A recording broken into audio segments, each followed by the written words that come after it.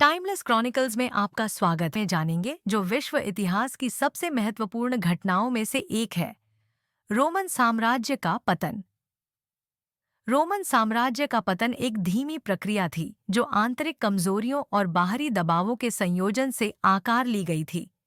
कई शताब्दियों के दौरान साम्राज्य की नींव राजनीतिक अस्थिरता, आर्थिक गिरावट और निरंतर सैन्य खतरों के कारण कमजोर हो गई, जो अंततः 476 ईस्वी में इसके पतन की ओर ले गई।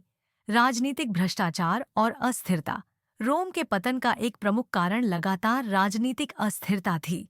सम्राटों को अक्सर उखाड़ फेंका जाता था या उनकी हत्या कर दी जाती थी, जिससे उनका शासनकाल छोटा और अशांत हो जाता था। उत्तराधिकार के लिए कोई स्पष्ट प्रणाली नहीं थी, जिससे सत्ता अक्सर हिंसा और गृह युद्धों के माध्यम से बदलती रहती थी, और इससे सरकार कमजोर हो गई। साम्राज्य इतना विशाल हो गया था कि इसे प्रभावी ढंग से प्रबंधित करना मुश्किल हो गया, और इसके प्रशासन में व्याप्त भ्रष्टाचार ने इसे और कमजोर कर दिया। आर्थिक गिरावट। रोम की अर्थव्यवस्था, जो कभी विजय और व्यापार पर आधारित थी, धीरे धीरे गिरने लगी। सैन्य अभियानों के लिए भारी कराधान, व्यापक मुद्रास्फीति और मुद्रा का अवमूल्यन अर्थव्यवस्था को नुकसान पहुंचाने लगे।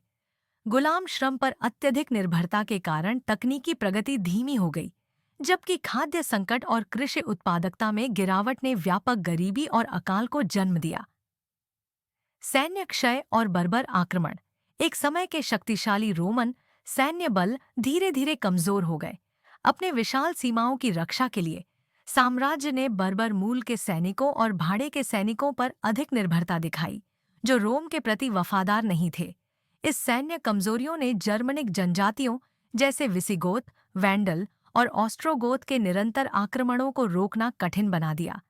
410 ईस्वी में विसिगोथों ने रोम पर हमला किया, जो साम्राज्य की कमजोरियों का प्रतीक था।